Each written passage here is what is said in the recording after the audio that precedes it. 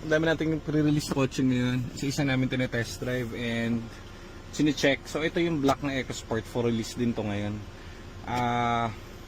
Last test drive namin, ito yung dinala namin sa Batangas noong nakaraan.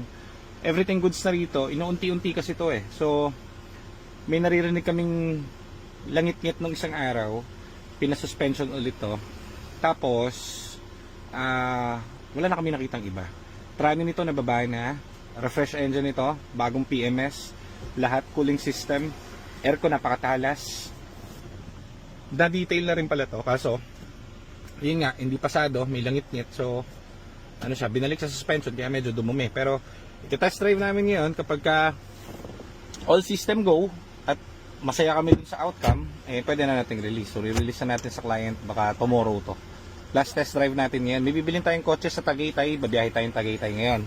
So iwanan muna natin dito ang mga taong bayan. Tapos wow! What's that? Hey! Ayan si Mark Yaris guys. So yung lagi namin dala.